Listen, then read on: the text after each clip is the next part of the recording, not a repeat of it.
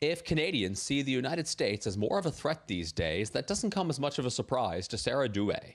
Going through the US border in New Brunswick, and were actually turned back as naturalized American citizens.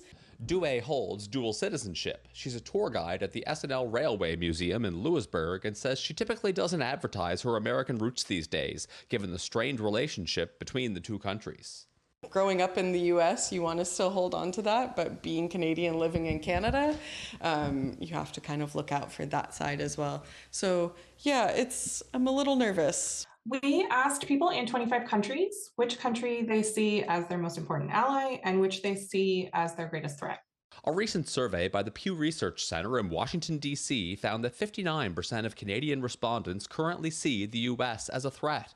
That's nearly triple the number from 2019, when 20% of Canadians polled felt that way. However, 55% of Canadians surveyed still say the United States remains Canada's most important ally.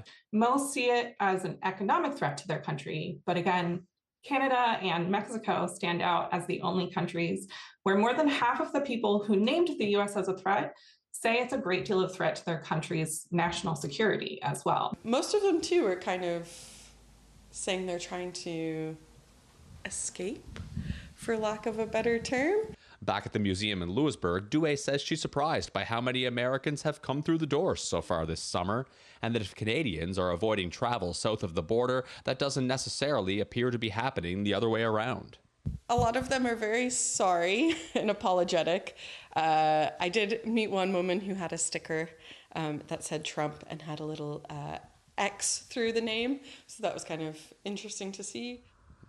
And to kind of back up what Sarah Douay was saying about there being more U.S. visitors than she expected at the Railway Museum here, sure enough, when I first pulled into town here today, the first two license plates I saw were from Virginia and Texas. So go figure, although the numbers that we saw in our story also speak for themselves. Maria? A lot to digest there. Thank you, Ryan. CTV's Ryan McDonald for us in Louisbourg, Nova Scotia.